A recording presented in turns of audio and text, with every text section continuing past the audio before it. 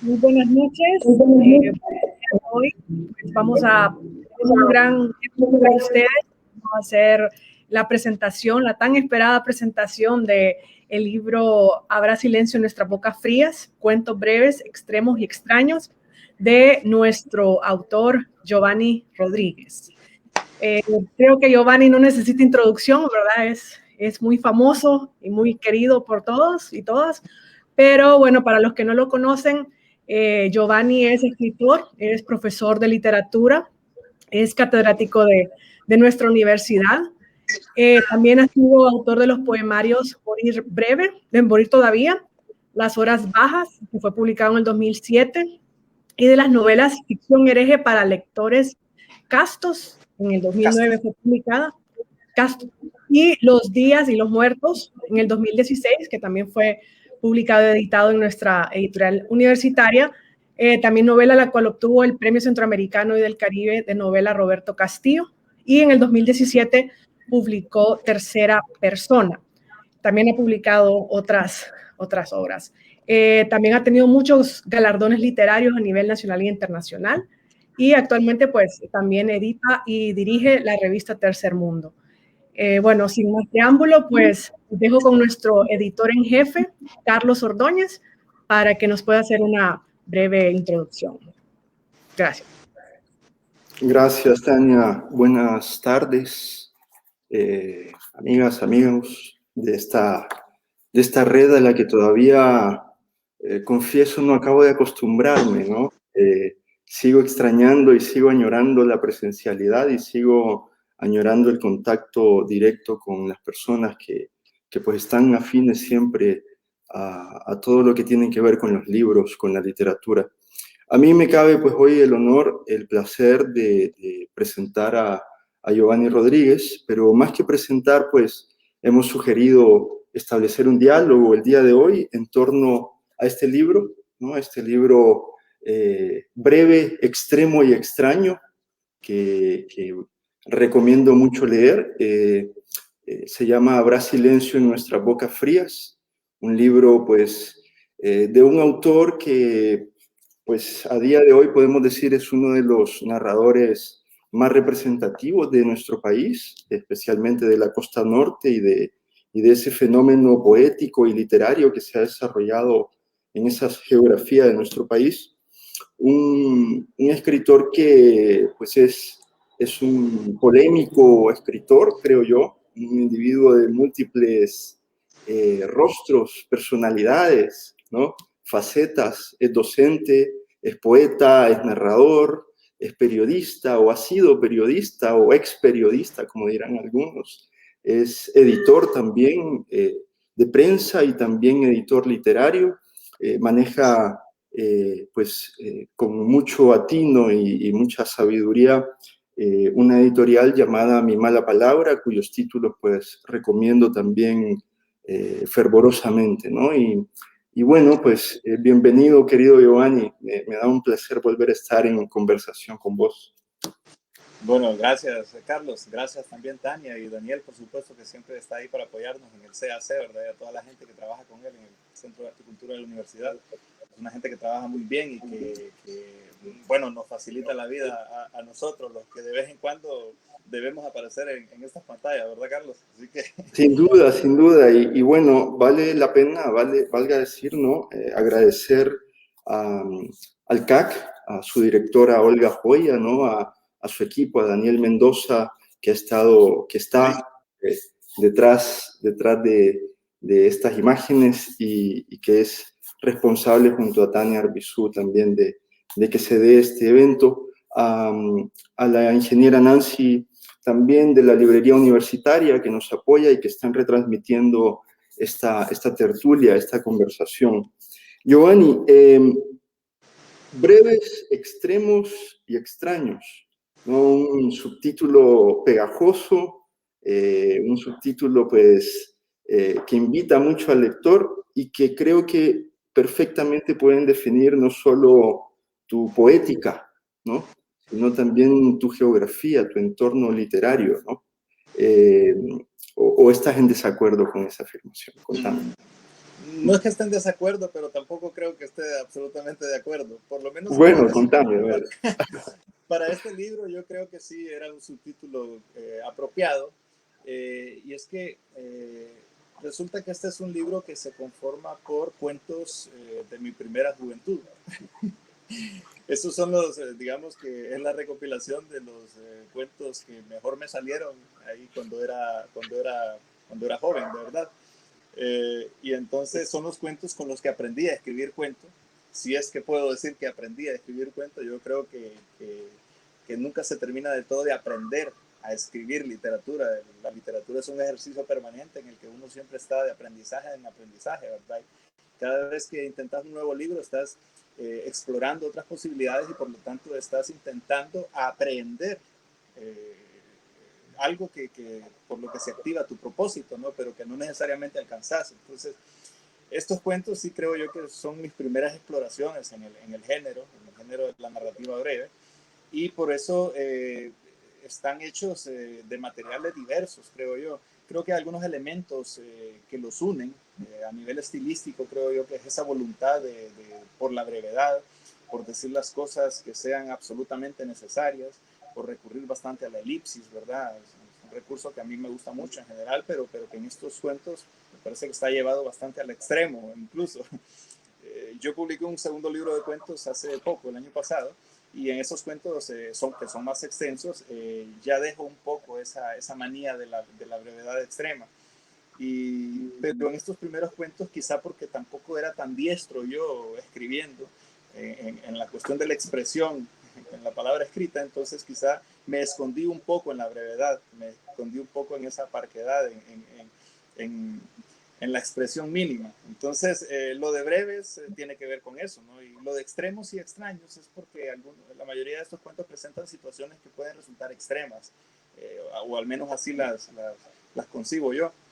Y otras situaciones parecen bastante extrañas también, y es que muchos de estos sueños provienen de cuentos, provienen de escenas que nacen o que han nacido en sueños míos.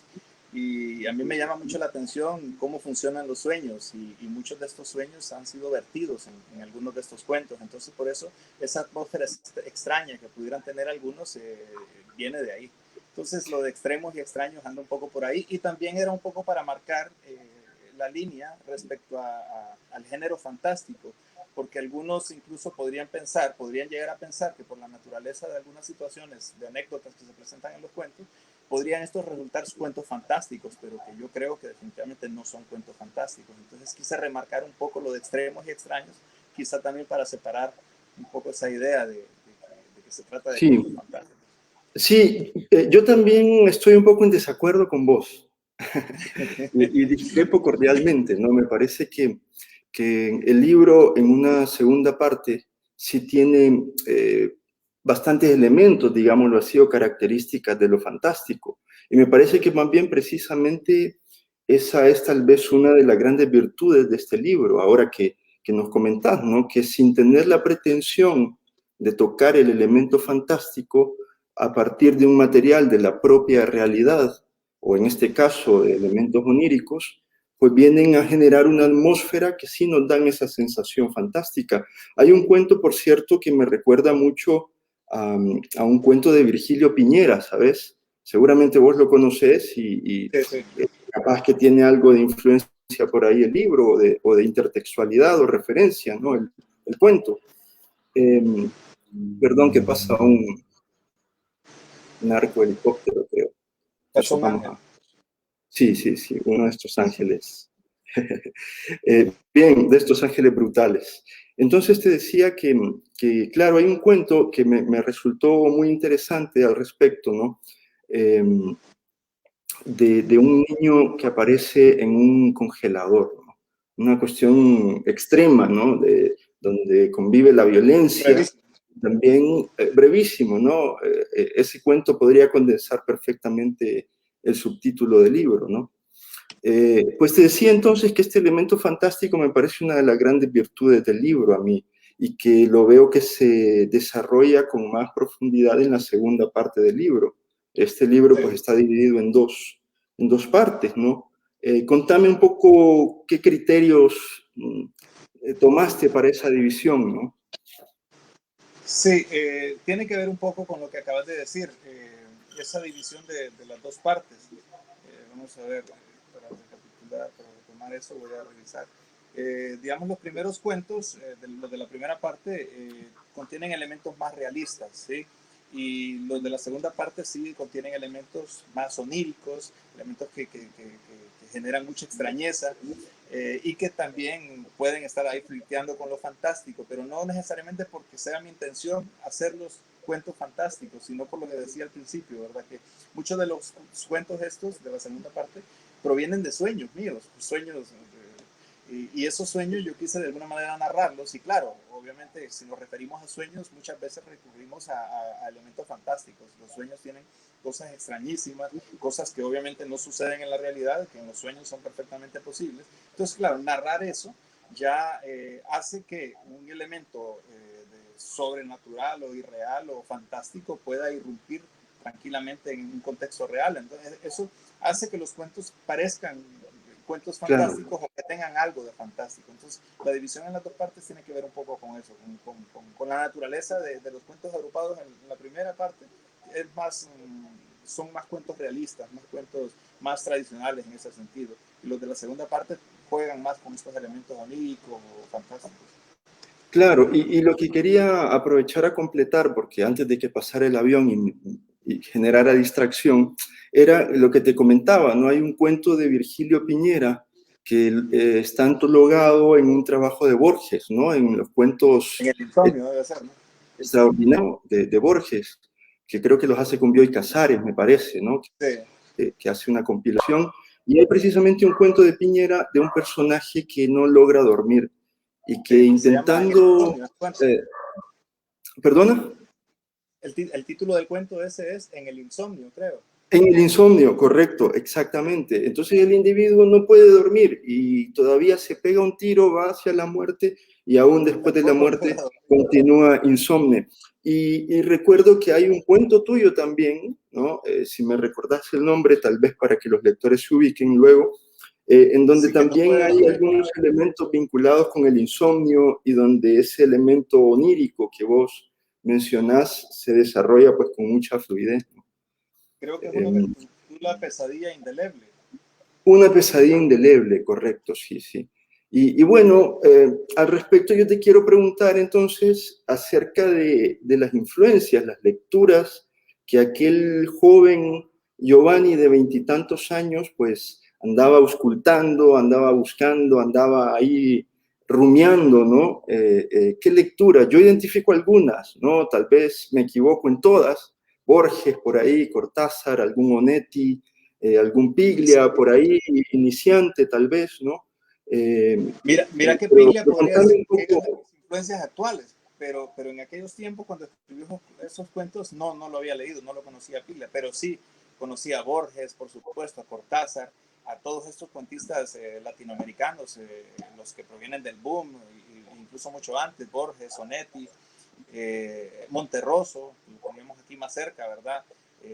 Eran referentes, digamos, en esa época muy inmediatos para mí. Y esa antología de la literatura, bueno, hay varias antologías que hicieron Borges, Bioy Casares y Silvina Ocampo. Hay una Campo. que es de relatos breves y extraordinarios, que es donde aparece ese cuento de Piñera. Uy, ese libro yo lo leía y lo releía con devoción. ¿Sí? Sí, yo también, Y sí, sí. Era lo el compré único varias que tenía veces, yo, me y lo alcanzaba para vendía. comprar. Sí. Y luego está Sí, la antología más gruesa, que es la antología de la literatura fantástica también, hecha por ellos mismos, que es más extensa, los relatos son más extensos. Pero sí, entonces, probablemente mucho de lo que hay en estos cuentos primeros míos se deba a esas primeras lecturas también. Como les dije al principio, son cuentos que yo fui escribiendo en la medida en que intentaba aprender a escribir cuentos. Entonces son ¿y como qué pequeños aprendiste ahí? ejercicios. ¿Qué aprendiste ahí, Giovanni?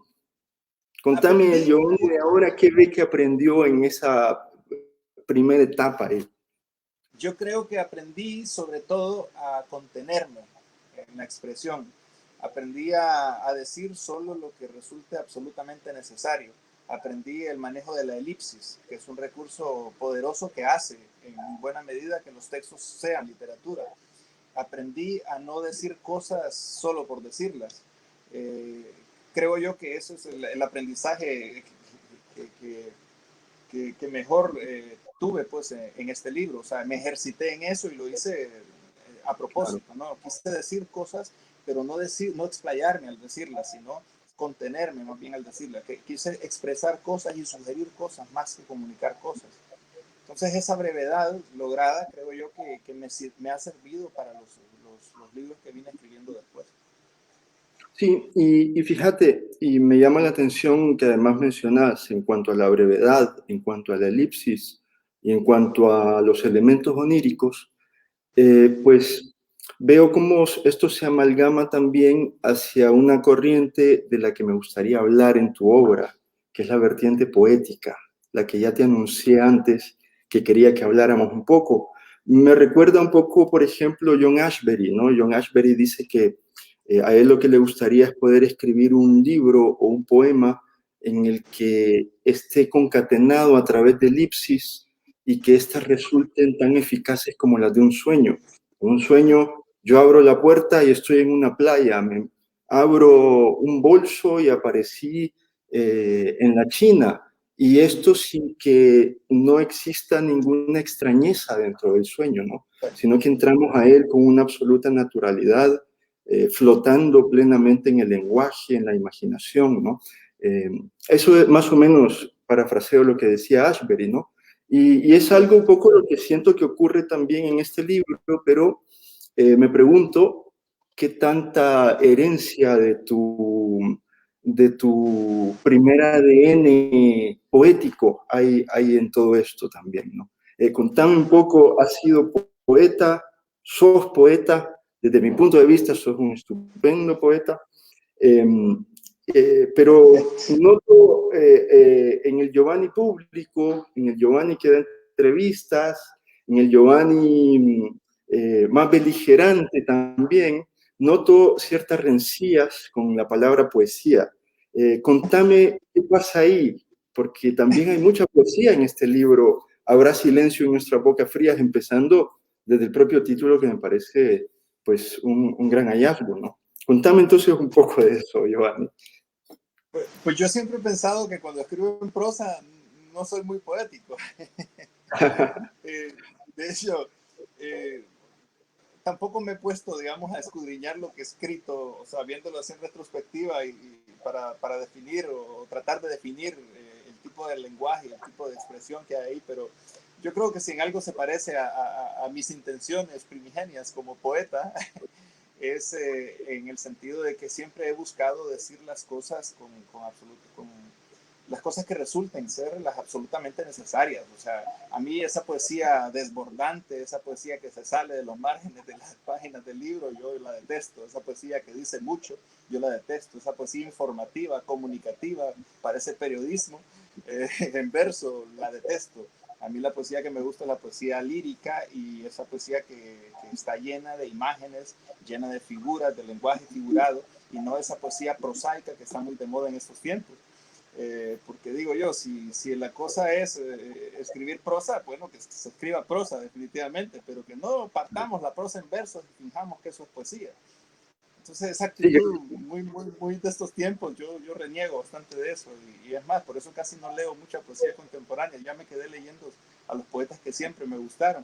Tengo ahí una repisa en uno de mis estantes lleno de los poetas, esos clásicos que a mí me llenaron desde el principio. ¿Cuáles son esos poetas, Giovanni? Contanos cuáles son esos poetas. Borges, por ejemplo, que además a Borges se le conoce también por ensayista y por cuentista, pero como poeta a mí me parece un magnífico poeta. El Neruda de Residencia en la Tierra, van a ser unas referencias bastante obvias y no les voy a citar a ningún poeta contemporáneo porque los conozco muy poco. Van a ser las referencias de Huidobro, por ejemplo. Me gusta mucho aquel Huidobro de los manifiestos, la cuestión del creacionismo. Me gustaba mucho la teoría que había detrás de su poesía. Me gusta mucho la poesía de Rimbaud, de Verlaine, de los poetas malditos. Me gustó mucho ese libro de Verlaine sobre los poetas malditos. Poesía española nunca me ha gustado, siempre se me ha atragantado bastante la poesía española. Pero Endecasilábica, ¿no? sí, y muy además muy tirado a lo andaluz o aquello. Hay algunas excepciones como como Hernández o como los Machado, ¿verdad? Que sí, pero hay un tipo de poesía que predomina en España o que ha predominado y que son ahora parte de sus clásicos en la poesía que nunca me ha gustado. Sí me gusta un poco más la poesía de, por ejemplo, que he descubierto hace poco, precisamente por una maestría que estoy cursando, y es la poesía de la generación de los novísimos. Es una poesía Los contracultural, muy escuchas. interesante, muy Sí, novedosa. sí. Sí, Jim Ferrer, Pere Jim Ferrer, me imagino, por ahí. sí, Sí, Castellets, Ana María ¿no? Mons y esta gente. Y Sí, me sí. llama la atención eso, ¿sí? Me gustaba de México, por ejemplo, Octavio de Paz, José Gorostiza, la generación de los contemporáneos, ¿verdad?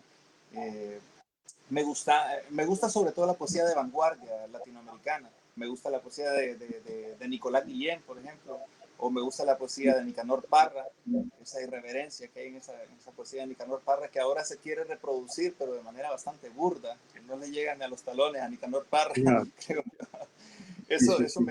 Ese tipo de poesía, Oliverio Girondo, esos son los poetas Sí, que sí. siempre he vuelto yo. Y no sé, me Sí, siento y vea, cómodo. mencionás a Parra, mencionás a Oliverio Girondo, que además eran pues influencias muy queridas de un autor que sé que te gusta mucho a vos, que es Roberto Bolaño, ¿no?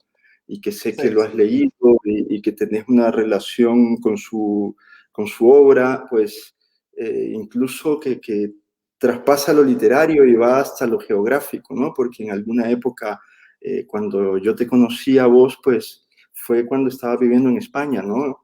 Coincidíamos Sí. allá, precisamente. Esa experiencia, Giovanni, ¿cómo fue marcando, delineando algunas pautas de la escritura tuya, ¿no? De tu prosa, de tu narrativa, de tu poética? Fíjate que esos años en los que viví en España, fueron 3 años, fueron años de mucha, para mí, de mucha compenetración con el hecho literario, digamos, con la literatura misma. Leía mucho. En primer lugar, leí en España muchos de los libros que siempre quise leer cuando estaba en Honduras y que aquí era imposible encontrarlos. Entonces yo llegué a la biblioteca de Figueres, que era donde vivía, y entré a esa biblioteca como entrar, como diría Borges, a las puertas del paraíso, ¿verdad? Ahí encontré todo lo que siempre había soñado y nunca había tenido ante mis ojos. Y yo pasaba trabajando mucho, pero yo iba en el bus o venía en el tren leyendo siempre. Llegaba a mi casa y lo que hacía era leer. Y en el rato después de la comida, el tiempo que me quedaba disponible, me ponía a leer. Y en la noche me costaba tardísimo leyendo. Y mientras estaba en ese proceso también de aprendizaje, digamos, el proceso en el que definitivamente me convertí en un buen lector, creo yo. Mientras tanto iba escribiendo algunas cosas y producto de ello son los artículos que publicaba para un periódico de Guatemala llamado El Quetzaltenango, no me acuerdo, un periódico de Quetzaltenango. Publicaba yo una columnita semanal ahí que se llamaba Café y Literatura.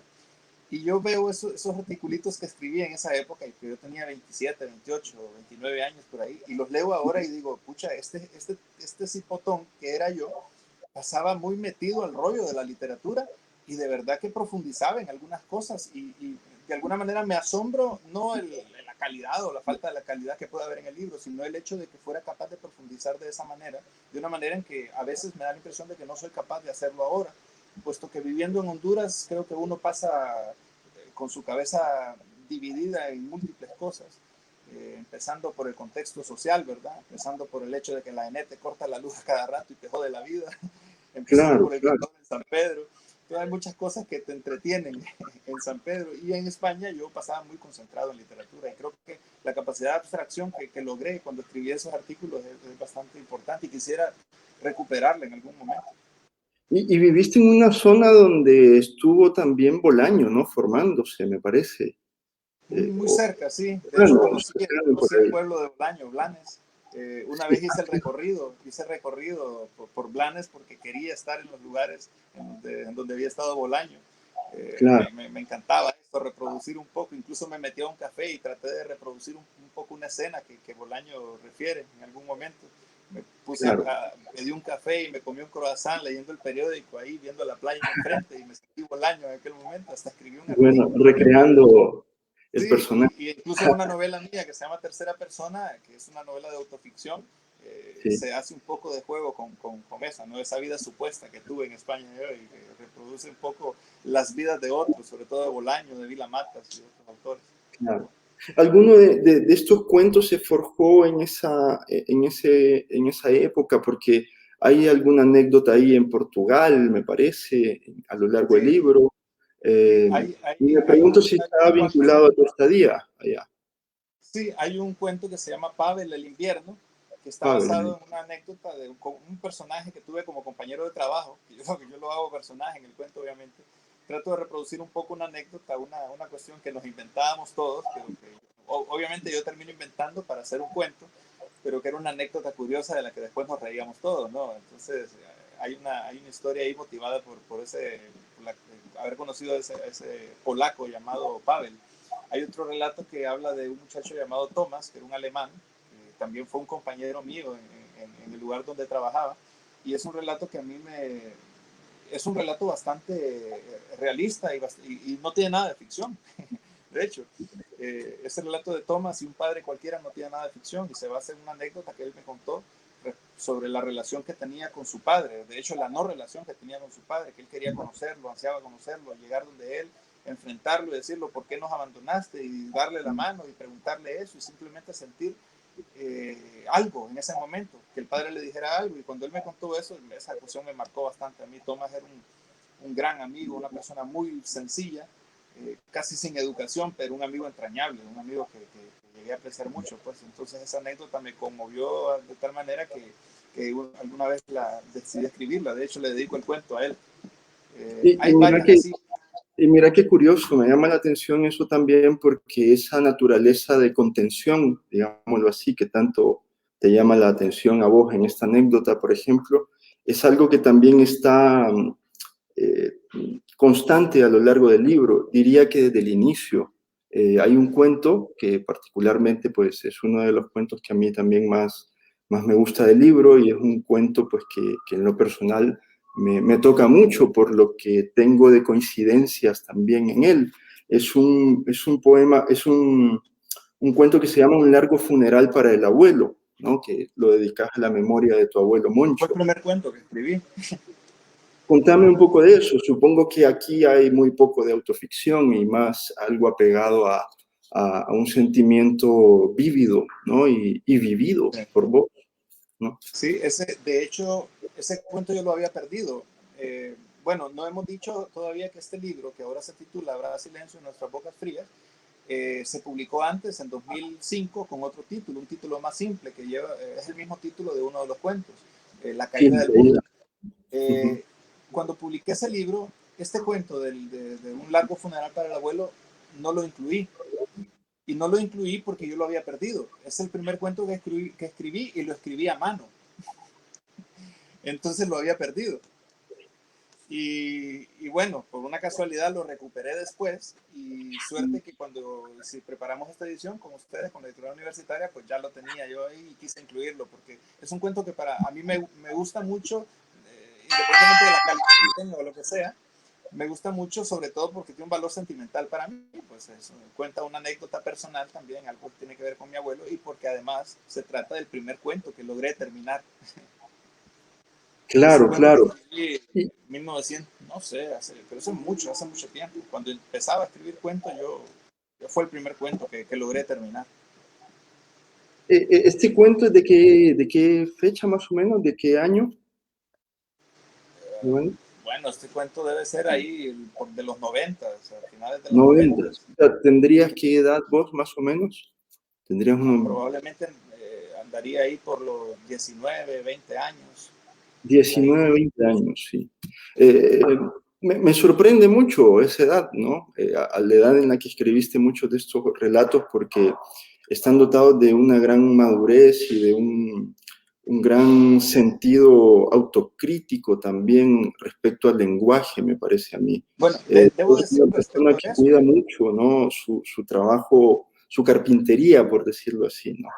Eh, bueno, debo decir respecto a eso, Carlos, que no, quizá yo creo que sí, que hay mucho trabajo, de hecho sí, hay mucho trabajo detrás de esos cuentos, pero es que los cuentos los escribí en su mayoría entre mis 20 y mis 30 años, recuerdo, son Claro. cuentos de una juventud en la que desbocada, ¿verdad? En la que todavía no tenía asidero con nada y tampoco lo tenía con la literatura, y por lo tanto las influencias que había en mí eran diversas, y las intenciones temáticas y estilísticas en estos cuentos también se disparan hacia múltiples direcciones, y por eso se vea tan un poco así. Y quizás lo que los une, y esto lo dije al principio, era un poco la voluntad de la brevedad y la concisión en la expresión, ¿verdad? Pero eso último tiene que ver con el trabajo posterior, porque esos cuentos permanecieron engavetados durante 15 años. O sea, yo empecé a escribirlos finales de los 90 y los publiqué, no, perdón, ¿cuánto tiempo pasó entre finales de los 90 y el 2015? Porque 2015, yo dije claro. 2005 la publicación, pero fue 2015. 2015, claro. 2015. Entonces, de los 90 hasta 2015, más o menos unos 15 años que transcurrieron, y que anduve cargando estos cuentos ahí sin decidirme a publicarlos porque yo consideraba que le faltaban, que eran cuentos de aprendizaje, cuentos que no maduraban, que no cuajaban todavía. Entonces, hay mucho trabajo posterior en ellos, hay mucho trabajo de revisión que me decidí hacerlo para ver si en realidad podían estos textos resultar cuentos, definitivamente, y no simples textos narrativos, conjunto de anécdotas, que mucha gente cree que contar anécdotas y narrar algo ya es hacer un cuento, ¿no?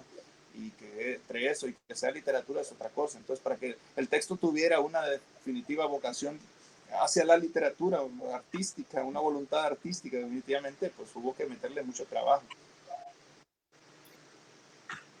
Si me permitís, voy Sí, a leer aquí un pequeño fragmento. La caída del mundo. Luego quiero que vos nos leas un par de cuentitos, todavía tenemos algo de tiempo, así que me gustaría que al final pues leas algunos cuentos vos, pero yo no me resisto a leer uno de los cuentos que más llama mi atención. Ya voy a decir por qué. Se llama La caída del mundo, que fue el título original de este libro, ¿no? Que hoy reaparece con un fragmento, ¿no? Con el título de un fragmento de este mismo cuento, si no me equivoco. Y dice así: las calles como ríos, el viento contra los árboles, las paredes y los techos. Nuestro silencio aquí adentro es la única respuesta. Así la naturaleza dispone sus horas matinales en este pueblo fondeado entre montañas. Un pájaro y su breve tonadita desde alguna rama. Nada más. Todos esperamos en silencio abrazados, como si el silencio fuera lo que nos mantiene vivos. Pasa el tiempo y afuera, golpes de árboles sobre la tierra húmeda. Nadie asiste curioso a la caída del mundo. Nadie se mueve más allá de los abrazos. Cuando todo acabe, cuando nos encuentren, habremos formado juntos el mismo cuerpo estrecho, compacto. Habrá silencio en nuestras bocas frías. Me parece además un estupendo poema. Decía Italo Calvino, porque decía Italo Calvino que el formato del microrrelato, por ejemplo, era un formato que se asemejaba, o que era el que desde la prosa más se asemejaba a la poesía, o más bien se confundía, ¿no? Yo he sido un lector, Giovanni, de poesía y de antinovelas, ¿no? En general no me gusta la novela tradicional que cuenta una anécdota, un planteamiento, un nudo, un desenlace. Me interesan más novelas que rompen la estructura, ¿no? Una Rayuela, la novela luminosa del Hebrero, alguna novela de Georges Perec. ¿Cuál es el tipo de literatura, de estructura que te nutre a vos a la hora de escribir estos trabajos? Porque veo en ellos un afán de microficción, veo un afán de una brevedad al estilo de los autores de los años 70, 90, por ahí. Veo también muchos elementos poéticos, ¿no? Entonces veo una constante hibridación, ¿no? En tu obra. Contame, ¿cuáles son tus preferencias, o es que te mantienes siempre en esa hibridación constante a lo largo de tu escritura? Sí, a mí, igual que a vos, a mí me atraen ese tipo de novelas que rompen con los esquemas tradicionales. A mí me parece aburridísima ese tipo de novela que plantea lo mismo de siempre y que se rige o se va por delante la cuestión anecdótica antes que la forma. Para mí la literatura, lo que la hace literatura es los elementos formales, no los temas que tratan. Los temas para mí siempre van a ser periféricos en cualquier cosa que escriba. Y mira que ahora me dedico a escribir ficciones, ¿verdad? Pero estas ficciones, aunque tienen motivaciones que surgen de lo temático, lo que predomina en ellas, mientras las escribo, es la búsqueda formal. Y por eso es que hay autores como Ricardo Piglia, que en los últimos tiempos a mí me han volteado la cabeza completamente, porque Piglia es un autor que todavía no termino de estudiarlo como quisiera, no termino de leerlo como quisiera, y que cuando lo leo y cada vez que me meto a él y lo releo, yo siento que Piglia me está dando vuelta a la cabeza, pues, y me está diciendo todo lo que creías que era literatura, está bien, puedes seguir creyéndolo, pero es que hay otra cosa totalmente contraria a eso que también es literatura, y esto es lo que te intento mostrarte, y esto es lo que no han visto los demás. Eso parece que me estuviera diciendo Piglia siempre, ¿no? Entonces, ese tipo de autores que te enfrentan con los esquemas tradicionales y que te dicen, bueno, ya estamos hartos de esta tradición, ese tipo de autores son los que me atraen. Por ejemplo, hace poco leí una novela de Gustavo Faverón Patriao, que es un peruano. Es una novela que se llama Vivir Abajo. Está publicada en Candaya, se la recomiendo. Nunca vamos a ver un libro de Candaya en las librerías hondureñas, pero si un día salimos de Honduras, por favor búsquenla o pídanla en Amazon, que Amazon les hace llegar lo que sea. Y entonces Vivir Abajo me parece una apuesta poderosa por la literatura. Y ese es un tipo de novela, vos citaste hace poco la novela Luminosa de Lebrero, es un tipo de novela que ya no suele publicarse. O La Guerra Mortal de los Sentidos, para no irnos tan lejos, aquí en Honduras, ¿no? O Una función con móviles y tentetiesos, aquí en Honduras. Son ese tipo de novelas que ya nadie está dispuesto ni a escribir ni a publicar. Las editoriales ya no quieren hacerle caso a este tipo de libros. Y si a Piglia le han publicado Respiración Artificial y ese volumen poderoso de cuentos hace poquito, o los diarios de él, es solamente porque Piglia ya es un nombre santo y no se puede renunciar a publicarle a alguien como Piglia, ¿no? Pero ese tipo de libros son los que a mí me apasionan como lector, y ante todo yo soy un lector, y como lector es cuando me dejo seducir, y la literatura me seduce en mi condición de lector, no en mi condición de escritor. O sea, yo me ¿Qué dejo literatura seducir te por la seduce literatura. actualmente ¿Perdón? de la hondureña? ¿Qué literatura de la hondureña actualmente te seduce? Yo puedo decir, y puedo explicar esto de lo Adelante, que sea, adelante. pero me seducen los libros de los autores que estoy publicando en la editorial Mi Mala Palabra, por ejemplo. Me seduce el Estupendo. proyecto que hay detrás. Por ejemplo, Raúl López, que además es mi compañero de trabajo y es mi amigo, porque es inevitable que uno se haga amigo de las personas con las que congenia, de las personas con las que encuentra, tiene sintonía. Y yo con Raúl paso hablando todos los días de lo que estamos escribiendo y de cómo pensamos escribir esto y de cómo estamos haciendo y cómo estamos intentando resolver tal cosa en una novela. Y yo les aseguro que Raúl les va a dar una buena sorpresa de aquí a unos años, y yo también les voy a dar otras sorpresitas de aquí a unos años. Y probablemente haya otros ahí, pero no los conozco. Pero a mí me apasiona encontrar gente como Raúl, que está construyendo cosas en narrativa que no le importa si la va a vender, si se van a comprar, si se van a publicar o lo que sea. Y esto es lo que yo encuentro en Roberto Castillo, por ejemplo. Roberto Castillo fue un autor al que nunca le importó eso. De hecho, Roberto Castillo murió y ahí dejó un montón de libros. Y ahorita, por eso es que acabamos de sacar un primer libro con la editorial, que no había sido publicado, una novela que le va a volar la tapa de los sesos también, les aseguro. Y eso, porque Castillo escribía dando la espalda a todo eso, como debe escribir un auténtico escritor, sin pensar en los temas, sin pensar que le va a gustar a este, que le va a chocar al otro, que le va a molestar al otro, no. Pensar que la corrección política rige nuestra literatura de estos tiempos es algo que me entristece bastante. Y por eso yo trato de preservar un poco esa autonomía como escritor, y como lector obviamente escojo ese tipo de libros a los que no les importa la corrección política. Ese tipo de libros en los que los autores lo que están buscando hacer siempre es literatura. Y como editor, ¿no? Porque Y como editor también, para los obviamente. Sí. lectores que se acercan o que te conocen recién, siempre hay generaciones nuevas, Giovanni. Espero que no estemos siempre los mismos 4 gatos del club. Espero que por ahí vaya emergiendo algún nuevo lector que te venga conociendo. pues decir que Giovanni, detrás de este escritor, de este poeta, pues se forja la figura de un editor, ¿no? Un individuo que pues ser editor en este país es algo muy parecido a lanzar semillas a veces en tierra yerma. Parecería eso, ¿no? Tal vez demasiado pesimista mi visión, pero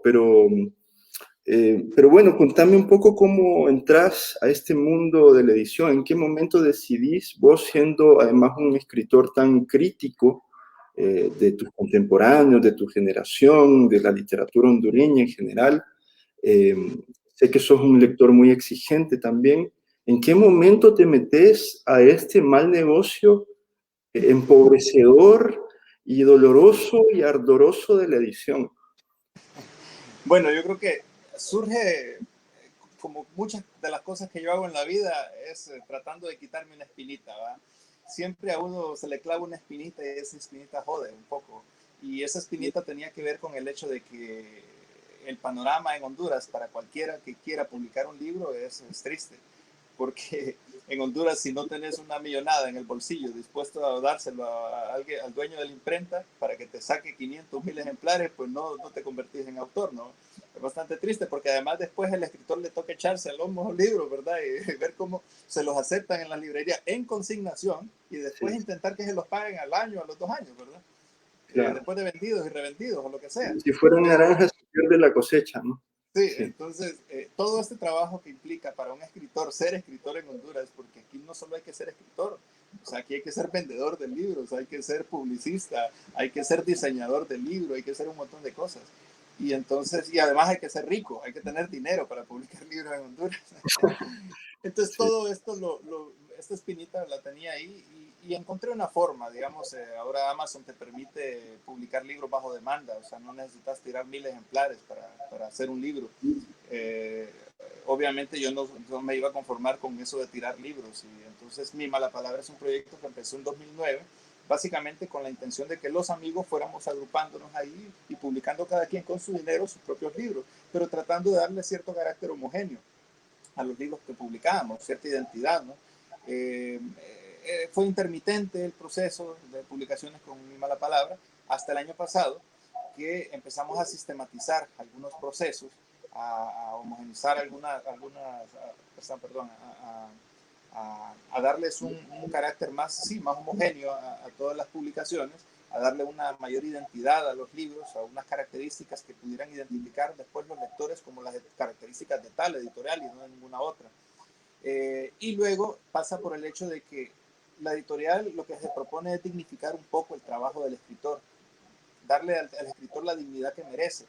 Yo he pasado la vergüenza que seguramente han pasado muchos escritores, que en algún momento en un colegio o una universidad dicen que van a leer tu libro y te invitan a hablar con los estudiantes y el profesor una vez frente a los estudiantes me dice a mí, o le dice a los estudiantes más bien, por favor, ayudémosle al escritor, que él viene a vender su libro aquí, ayudémosle. Pero el pobre casi Sí, le sí. suplicaba a los alumnos que sacaran dinero de su bolsa para que me compraran un libro a mí. Eso me dio una vergüenza, pero horrible. Yo juré jamás Claro, volver a presentarme ante un grupo de alumnos a pretender vender un libro. Entonces ningún claro. escritor debería pagar por esa vergüenza, ¿verdad? Entonces lo que hace la editorial o lo que pretendía hacer es evitarle esas vergüenzas al autor y tratar de mantener su imagen, tratar de representarlo ante terceros, tratar de que sus libros tengan la dignidad tipográfica que merecen, una dignidad como objeto libro. A propósito, yo quisiera felicitarlos a ustedes porque la calidad de este libro, pues yo nunca había tenido un libro tan bonito editado en Honduras. Qué ¿Sí? bien, Y eso gracias. no es común en Honduras. En Honduras se editan libros horribles, espantosos, cuyas páginas se desprenden. Incluso un libro mío, hay un libro que se desloma y que me costó carísimo. Eh, Claro, las páginas se te desprenden, las impresiones son malísimas. Entonces, evitar todas estas cosas en la medida de lo posible es lo que tratamos de hacer con la editorial. Pero, por supuesto, antes que nada está el hecho de que yo quiero publicar ahí los libros que considere que merece la pena ser publicados. Pero antes de publicarlos pasamos por un proceso exhaustivo en el que revisamos, trabajamos, revisamos, volvemos a revisar. A veces un autor me trae el libro y se lo tiro al pecho y le digo, anda a trabajar otros 7 años al Tíbet en este libro y volvés para que esté Y esa es la idea, ¿no? Que la editorial funciona también como una especie de taller literario permanente, de manera que cuando el libro se publique sea un producto acabado y no una creación improvisada. ¿Sí? ¿Qué se necesita para publicar en tu editorial, Giovanni? Si alguien quiere acercarse, presentar un libro. Básicamente, o sea, lo primero es que el libro sea un buen libro, que esté bien escrito, ¿sí? Que esté bien escrito, independientemente del tema que aborde.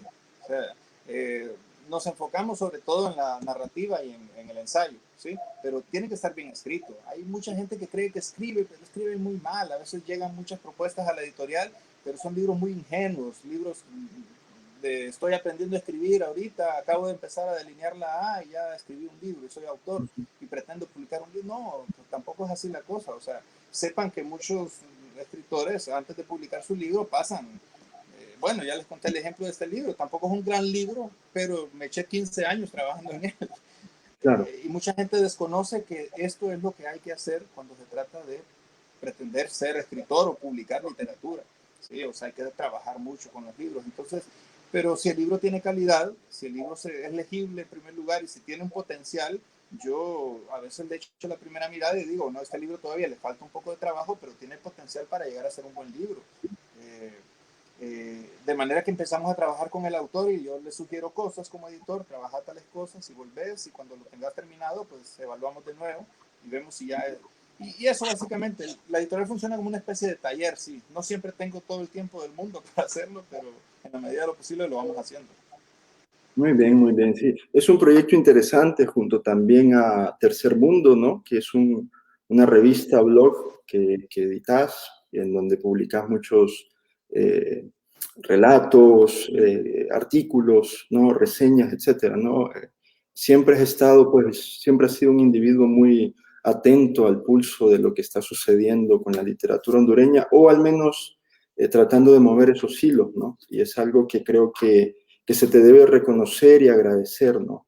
Como Es que decía al inicio, suelo ser muy entusiasta, a veces me entusiasmo hasta demasiado y no encuentro eco incluso.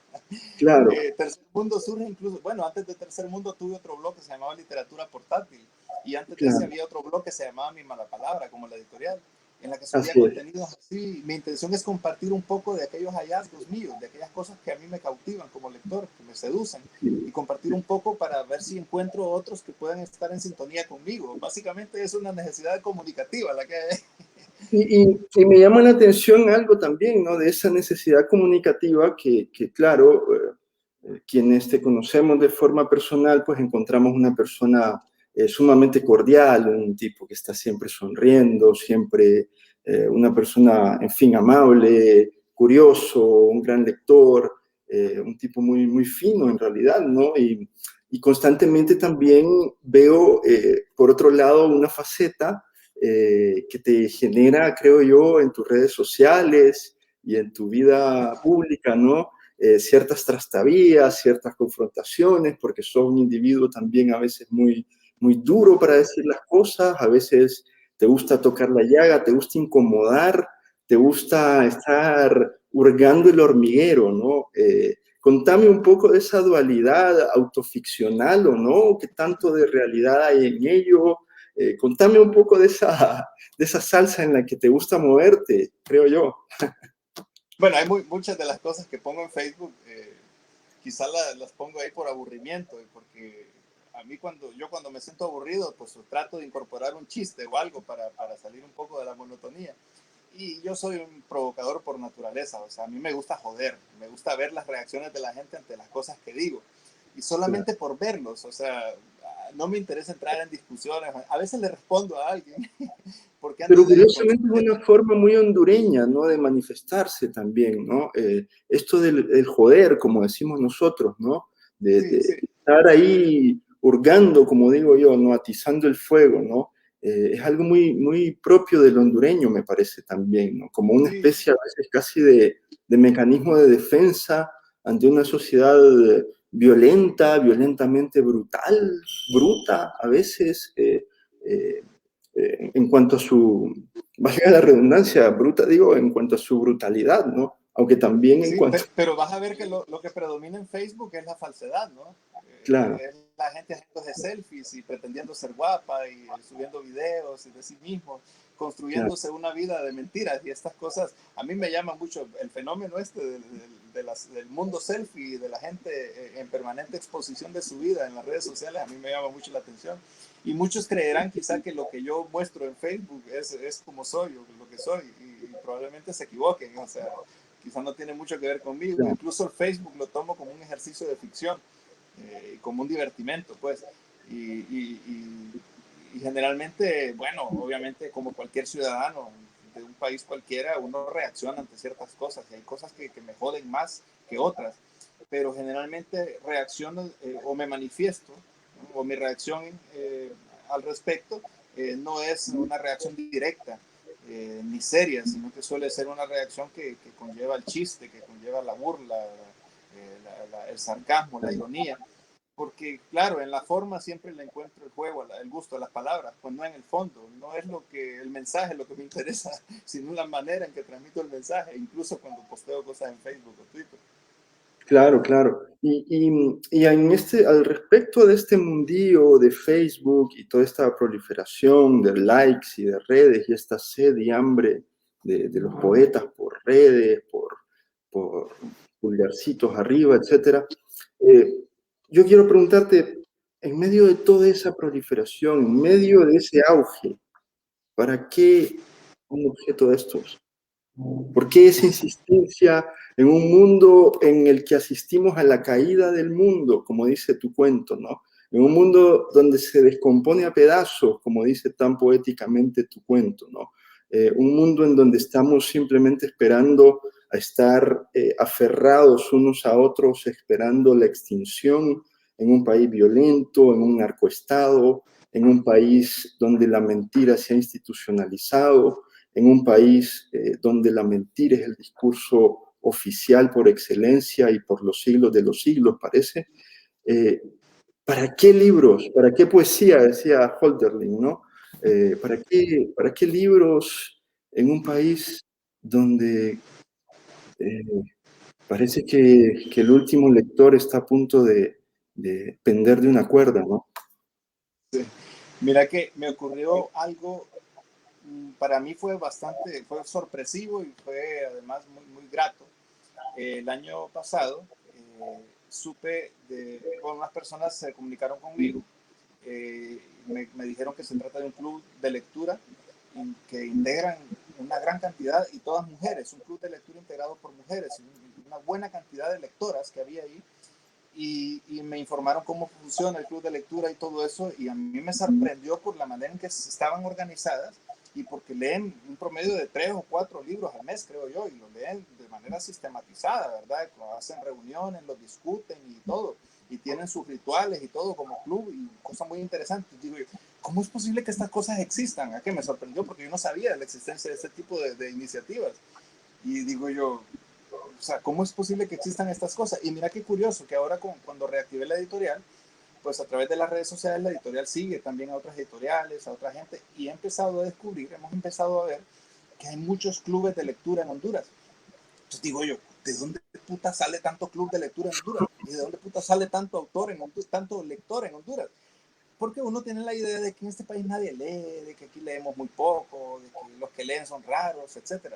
Pero ahora con las redes sociales empezamos a descubrir que hay más gente de la que creíamos, que además se organiza para leer, que además se reúne con otra gente para leer. Y digo yo, pucha, estos son actos genuinos de resistencia en un país en el que predomina la barbarie, la insensatez, el absurdo, la violencia, el sinsentido. Entonces, ¿cómo darle sentido a tu vida? ¿Cómo sucede que un lector le va a dar sentido a su vida si no es leyendo? Pues, y cuando surgen iniciativas que tengan que ver con el libro, con la producción del libro, con la lectura del libro, con la discusión de un libro, pues son pequeños actos de resistencia en países como estos. Entonces digo yo, que además tenía la espinita, ¿no? Si aquí yo no puedo editar libros, pues los voy a editar. Si aquí yo no puedo publicar libros en una imprenta o ninguna editorial me los publica, pues voy a hacer una editorial yo. Y es más, la espinita que tengo ahorita es la de poner una librería. En algún momento quiero poner una librería también, y que esa librería sea un centro cultural, y que con la librería funcione el editorial, y que ahí sea una especie de paseo para todos los artistas y los escritores, para poder dar talleres, hacer una cosa, no sé, esa es mi meta. En algún momento creo yo que mi espíritu combativo, que tiene que ver estrictamente con estas cosas, tiene que terminar de adquirir su forma en ese proyecto, pues. Y para mí esas son cosas que constituyen actos de resistencia, pues, en estos países en este tipo de país, como Honduras, Honduras es un país que te hunde. Puedes tener mucho talento, muchas habilidades, muchas capacidades para cualquier cosa, pero Honduras te hunde, desde el nombre. Te jode, Honduras te hunde y te pone la pata así en el pecho y te restriega contra el suelo, y de ahí no te levantas si no estás con suficiente presencia de ánimo. Entonces, Sí, no, sí. a mí me gusta joderle la vida y llevarle la contraria a todo. Entonces le llevo la contraria al país y a la situación y a la atmósfera de este país. Y yo creo que esto es una bonita manera de llevarle la contraria, pues. Decía Augusto Monterroso, ¿no? En uno de sus cuentos, vos que lo mencionaste hace un rato, eh, que todos aquellos que por alguna, que hubiesen tenido el infortunio, decía algo así, de nacer en un país como eh, Honduras, Guatemala, dice, y creo que incluso menciona Uruguay, ¿no? No nos iría tan mal, creo yo, pero eh, este, quienes han tenido esa mala fortuna, dice Monterroso, y quieren dedicarse primero a pensar y de ahí a leer y de ahí a escribir, dice, se encuentra tarde o temprano en una de las tres famosas alternativas: encierro, entierro o destierro. Curiosamente, el lema de la dictadura carista, ¿no? Vos has vivido en cierto modo esos tres elementos, ¿no? O alguno te falta. Eh, yo creo que el encierro, bueno, la pandemia nos obligó al encierro a todos, ¿no? Y nos acostumbramos a eso. Sí, sí. El destierro, pues me autodesterré en algún momento, sí, lo hice por voluntad propia porque quería alejarme de esto y vivir una experiencia afuera. ¿Y la otra cuál era, Carlos? Que no me acuerdo, se me escapa el Encierro, nombre. entierro, destierro. Y el entierro, Entierro. obviamente, no lo he experimentado, Sí, sí. pero Pero sí he bueno, visto pues cómo este hemos país entierra a experimentado. mucha gente. Pero sí hemos experimentado tal vez el entierro, pues, a partir, pues, de Sí, las circunstancias duras de algunos compañeros, ¿no? de Amigos de experiencias ajenas, generación, exactamente. Gustavo Campos, por ejemplo, Edgardo Florian, ¿no? Pues, este año, pues, tuvimos la terrible noticia de su fallecimiento, ¿no? Y que bien o mal, pues, también son las vidas de escritores, de gente con talento, con ganas de producir pensamiento y escritura, que también acaba siendo aplastado, como decís, por el Sí, entorno, ¿no? exactamente. Digamos, yo Seguimos. creo que a mí lo que me salva, creo yo, lo que nos salva a muchos es esa presencia de ánimo. Yo siempre he sido un tipo alegre, pues, o sea, Sí, sí. yo le pongo la cruz a las depresiones y esas cosas para mí son Pura lejanas, porque serotonina. La cosas que serotonina le nos suceden salva. a otros, a mí afortunadamente no me suceden esas cosas, y a mí nada me revienta fácilmente, como probablemente sí le sucede a otras personas, ¿no? Algunas personas son más sensibles a ciertas condiciones del ambiente. Pues yo no, yo ante ciertas adversidades lo que hago es agarrar mi machete y darme riata con lo que se ponga enfrente. Es mi manera Muy de bien. sobrevivir, es mi manera de resistir, ¿no? Entonces yo creo que eso nos salva mucho, pues, o sea, la capacidad, creo yo, que encontramos en nosotros mismos, una fortaleza de saber dónde para seguir haciendo cosas y jodiendo la vida, para seguir dándole cuerda Claro, a claro. la vida, ¿no? Pues si Claro. Sosa logramos, decía que el yo poeta recuerdo era una piedrecía, ¿no? una frase de Sábato en el libro de la Resistencia que siempre me gustó por eso. Dice, el mundo nada puede contra un hombre que canta en la miseria. Sí, o sea, ¿cómo es posible que viviendo incluso en la miseria, hay gente aquí que lo ha perdido todo después de los huracanes, sobre todo, que incluso con la pandemia ha perdido familias enteras y gente que ha quedado desamparada y todo eso, y hay gente que siempre tiene voluntad de seguir dándole cuerda a la vida? ¿Cómo es posible eso? Y eso es admirable. Siempre he respetado a la gente que tiene esa capacidad de salir del lodo, de salir a flote, pues, y seguir adelante. Y yo creo que en mí mismo yo veo un poco eso, ¿no? Esa voluntad de siempre seguir adelante a pesar de todo, porque este país, ya lo digo, este país, si yo me dejo, me hunde, pero no estoy dispuesto a dejarme hundir. Claro, claro, claro. Bueno, Giovanni, me gustaría ver si nos querés leer alguno de tus textos de este libro, ¿no? Ya para ir un poco cerrando esta conversación. Eh, o no sé si la amenaza que me hiciste de leerme un poema de tu libro inédito, pues se podrá cumplir, tendremos ese privilegio. Pues Lo que te voy a leer, yo diría que para cerrar estaría bien un poema. Es un poema que estupendo. creo que apareció en algún sitio ahí alguna vez, pero es un tipo de poema que me divertí mucho escribir. Es que, mira, hay una cosa, dejé de escribir poesía o dejé de intentar escribir poesía precisamente porque no me divertía escribiendo poesía. Claro. O intentando, yo siempre digo intentando escribir poesía, no me divertía eso. A mí lo que me divierte es escribir narrativa. Eso sí me divierte, me llena. Entonces, la Claro, poesía es un sufrimiento para mí, entonces dejé de hacerlo. Pero un día encontré una manera de intentar escribir poesía divirtiéndome. Y entonces me han salido unos cuantos poemas que suelen ser algo así. Entonces no sé si puedo leer ese poema. Estupendo. Yo voy a acotar algo respecto a lo que decís de tu predilección o no por la poesía o la narrativa, tu gusto, tu placer. Bueno, yo pienso que como Nicanor Parra, ¿no? Todo es poesía menos la poesía, ¿no? Adelante, pues, con tu no poesía. Okay. Se titula el poema Ser, no ser. Ser poeta y esperar. Tener esperanza aún, tenerla siempre. Ser poeta y amar con increíble fuerza las cosas más pequeñas. Decir así, siendo poeta, que la vida es inventario de instantes dolorosos, recuento de pasiones no correspondidas, de tragedias sin fin, de incertidumbres. Y aún así, siendo poeta, sonreír amablemente porque es hermosa la vida. Alojar en el pecho todas las desdichas, los golpes cotidianos, las infamias ajenas, robustecer de esa manera el corazón, acumular ternura, amor, cariño, etc. En resumen, ser infinitamente triste, melancólico, un hombre sin fortuna. Ser poeta y hablarle al mundo connotativamente. Asumir que uno no es uno, sino todos. Dedicarse por entero a la poesía, a transformar la lluvia en llanto, el aire en breves caricias de la tarde, el más prosaico acto de la vida en una imagen poética. Todo eso, sí, es ser poeta, según los cánones de la Alta Academia del Espíritu.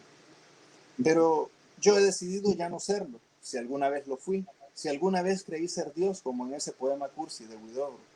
Mejor no ser poeta, ser solo un hombre común que silba mientras anda, no tener esperanza porque es mucha esperanza para tan poca vida, no ser poeta y amar apenas las cosas necesarias, no pronunciar jamás palabras tristes o cursis o sacadas de un libro de autoayuda, ni sonreír con estoicismo ante el desastre, ni intentar ver lucecitas al final del largo y tenebroso túnel de la vida. Mejor no decir nada, cerrar la boca o abrirla solo.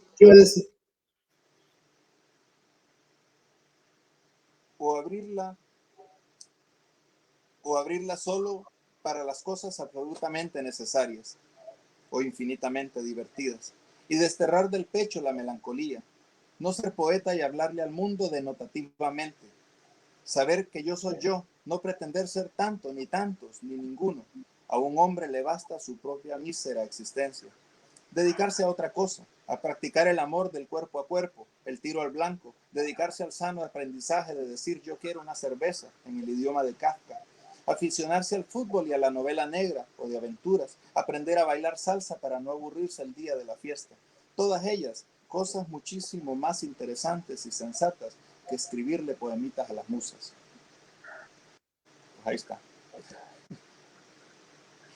Muy bien, muchas gracias, Giovanni. Muchas gracias. No sé si también me gustaría ver si podrías regalarnos la lectura de algún cuento, pero quería comentarte que, claro, veo siempre en tu poesía esa búsqueda de disolución de la institución poesía, ¿no? Siempre,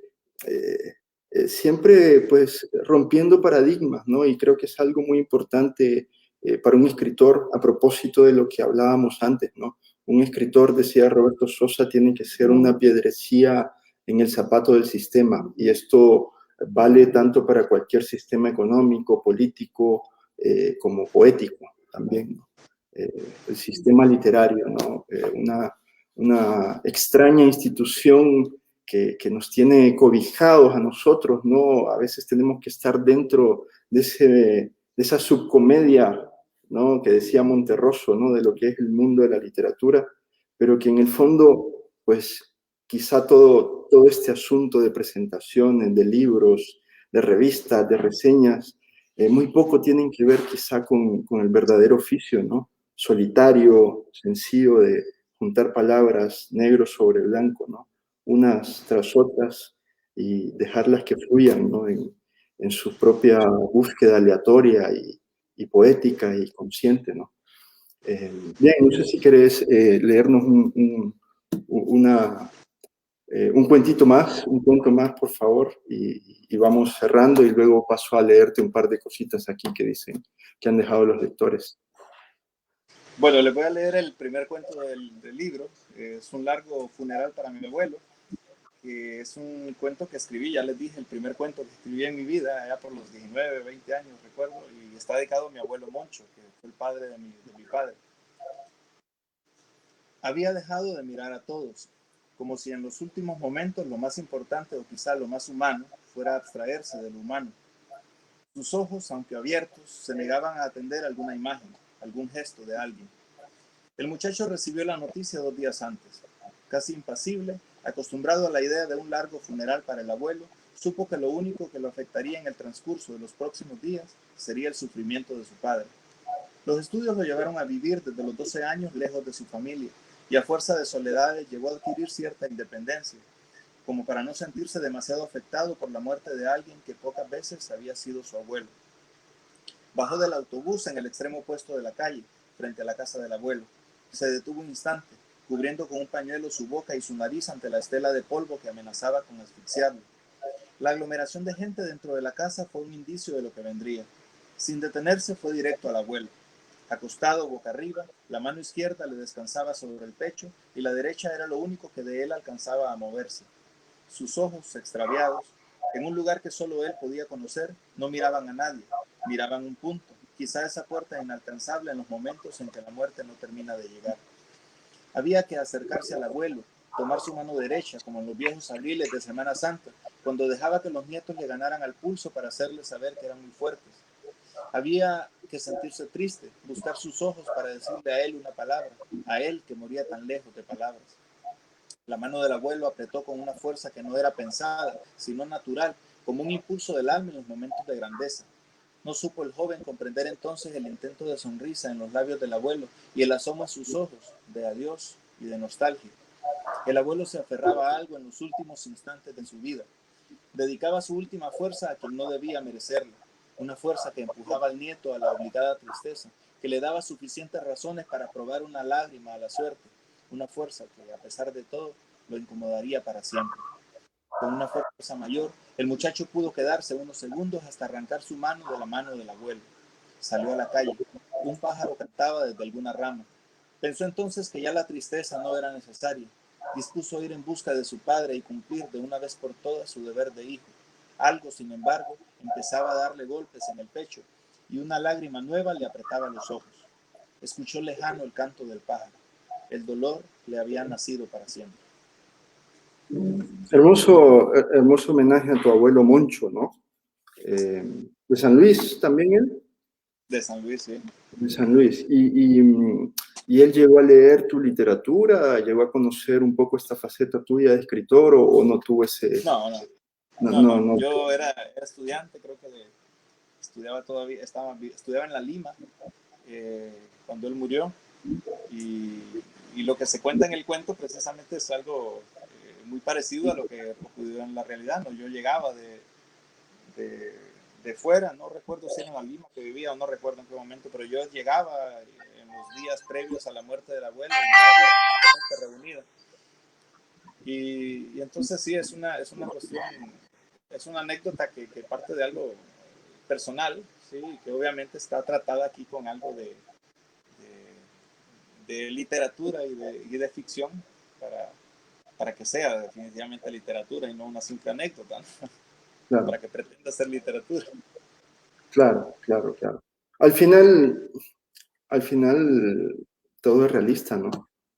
Aunque pretendamos ¿no? hacer ficción, ese mundo de la ficción también se torna muchas veces tan vívido y real como la realidad objetiva, ¿no? ¿No te parece? ¿No te Sí, parece sí. que tus novelas están Sí, de hecho, muy... yo soy de los que siempre toma elementos de la realidad para convertirlos en ficción. Entonces, en realidad, desde el principio invento poco. Lo que hago Claro, es transformar lo que veo y al transformarlo lo hago obviamente ficción, ¿no? claro. Bueno, mira, aquí Francisco Martínez Flores dice, sos un gran escritor, José Zelaya te manda muchas felicidades, Flavia de Abreu te escribe, un placer estar aquí con vocês, irmãos, desde Brasil. Ludwig Welt te manda saludos, Carla Rodríguez, que me imagino que es alguna alumna porque dice licenciado Giovanni, Leo Melara, diseñador, si no me equivoco de mi mala palabra, o al menos uno Sí, de los Leo colaboradores más asiduos y diseñó los primeros talentosos. libros. De hecho, la primera edición de La Caída del Mundo es un diseño de Leo. Claro, claro, claro, sí, sí, es cierto, y creo que de tu También de Los novela Días y los también, de Muertos los días y los muertos. varios Claro, de los libros, Café y Literatura, claro, Melancolía claro. Inútil, varios se hicieron ahí. Sí, sí. Sí, Luego Arnold Mejía, los Cheles de San Pedro Sula dicen, Roberto Castillo es la mera verge. Ronnie Galvez te manda muchos saludos, está muy interesado, dice que está en un club de lectura que se llama El Reloj de Arena.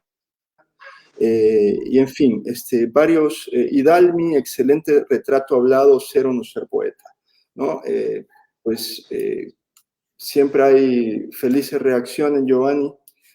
Para mí ha sido un honor, un placer poder editar este libro, haber participado pues, de forma, pues, eh, aunque sea lateral, ¿no? En este trabajo, creo que pues aquí en este libro está el esmero también de diseñadores, correctores, fotógrafos, tipógrafos, ¿no? Impresores. Llevar un pequeñito libro de estos a la existencia es un trabajo arduo, es una lucha constante contra los kafkianos burócratas que nos persiguen por todas partes y que son cazadores de escritores y poetas, cazadores de cabezas, ¿no?